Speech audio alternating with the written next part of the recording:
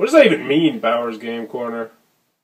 Ahoy there, YouTube! I'm back again today for another game review, another special Kickstarter review. And today I'm checking out Stones of Fate from Cosmic Wombat Games. This is for 2 to 4 players, ages 12 and up, and it'll take you about 30 minutes to play. And in Stones of Fate, this is going to be an area control game where you'll be laying down magical stones, trying to capture cards and gain the most point. The cards have different effects though, so you got to watch out. Let's open it up and see how it plays. Alrighty then, we're going to take a look at what you're going to get inside of Stones of Fate. As I always like to mention, this is the promotional copy of the game. The copy that you get will probably look a little bit nicer than this. First and foremost, we got our handy-dandy rule booklet. 11 pages, double-sided, full color, and absolutely outstanding. We'll teach you how to play the game in no time. You'll be up and running in no time at all. Fantastic. But if you do still need some help, they included 4 of these little reference cards that are also absolutely outstanding. They really knock these out of the park. They will show you exactly how to play the game, what you can do on your turn, what you can't do. Really do appreciate when game companies do that. The next, you're going to get stones. Each player is going to get 5 unique stones. You're going to be using these to try and capture these cards that are out on the table. And the cards are the last thing you're going to get. Now, I'm going to show you a mock 2-player hand. You're going to get a lot of cards, and if you have 2 players, you're only going to use a few cards. 3 players, you're going to use a few more, and 4 players, you'll use more than that, obviously. So each game, you're going to have a different amount of cards. So we're going to look at all the cards out here. Now, normally in a 3 or 4 player game, you would have an additional row like this setup, so you would have 9 cards. However, in a 2-player game, which we're going to go over, you're only going to have 6 cards out there. Now, each card, we're going to take a look at it, and this is the Lover's card. And this is actually a complaint I had about the game I forgot to mention in the end. The theme is kind of, it's a little bit pasted on. But anywho, let's take a look at this card. Now, on the cards, there's going to be 4 different kinds of symbols. We're going to go over them real quick. The first one is the Power Zone. What you're going to do is you're going to count up all the stones that are in these zones, and the winner is the player with the most stones in that zone. So, for instance, if we had this card down here and we had 3 stones and 2 right here, then guess what? Well, we get 2 here, actually, I should say. Then the blue is going to win this card, which will net them 2 points. Now, that's pretty simple. The next symbol you're going to see is this red symbol up here. Now, this red symbol is called the Forbidden Zone. If any of your stones are in this part of the card, you can't win, period. So let's just pretend that we have 3 here, and you got 1 here, and then the blue guy has 1 right here. So you'd flip this over, and what would happen is you'd say, all right, this guy should win, right? He's got 3 of his stones down here. He's only got 1. You say, no, you're in the Forbidden Zone. You don't get the card. So the yellow guy would actually get that card. Now, before I go any further, I want to clarify something. When you play this game, all the cards are actually going to be face down like this, and you're going to flip them over. But we'll get into that in a moment.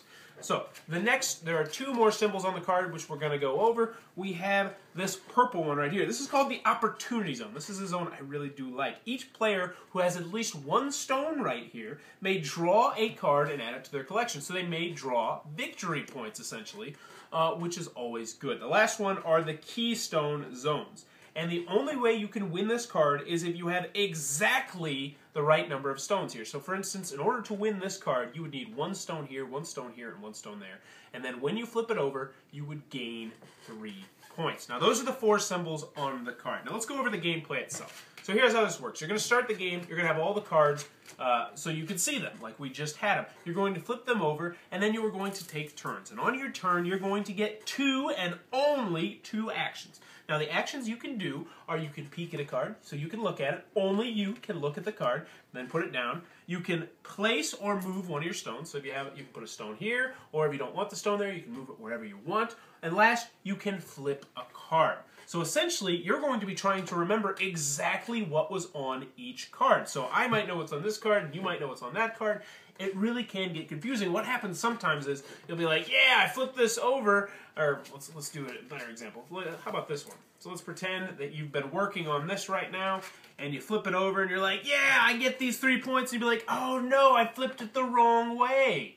Because you have to have a stone here. And that's one thing I really do like about the game is that you're constantly like, I think I'm ready, but I need to make sure that I got everything exactly where I want it. But anywho, assuming that you do, you flip it over. If you successfully earned it, you gain that number of points, and some of them have negatives on them. This one's a -1. Some have special effects, like this one is going to make you pass a card to your left. So if you have this card, then that's great, you can get rid of it. But if you only have positive cards, then you have to get rid of a positive card. There's tons of different effects in the game, and you keep going until the last card is drawn from this deck and put out here, which is where the game gets really spicy, because then you flip over every single one of the cards, award the different cards to whoever earned them, and then you tally up the points. The player with the most points is the winner of Stones of Fate.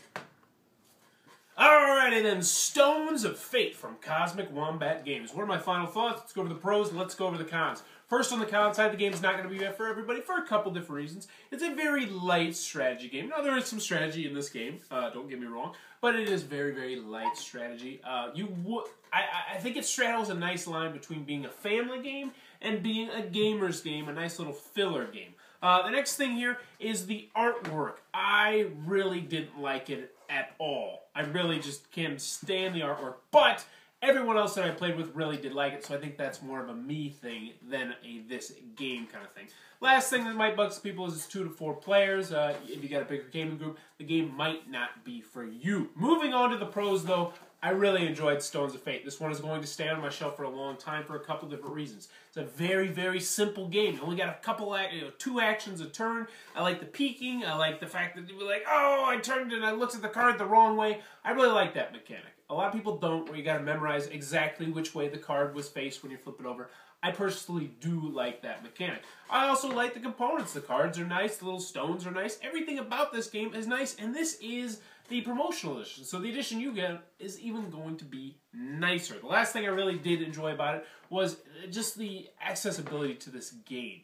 This is one of those games that I think you could possibly lump into the gateway game category, because I don't think it's going to scare away new people who aren't into the hobby, but it's easy enough to learn that they can just hit the ground running with this game. Overall, Stones of Fate was a game I really did enjoy, and I think you should check out the Kickstarter, which is linked below. Tell them Bowers Game Corner sent you. If you enjoyed this review, please be sure to subscribe to my channel. Thanks for your time, YouTube. That was the review for Stones of Fate. For more reviews and previews, check back at Bowers Game Corner.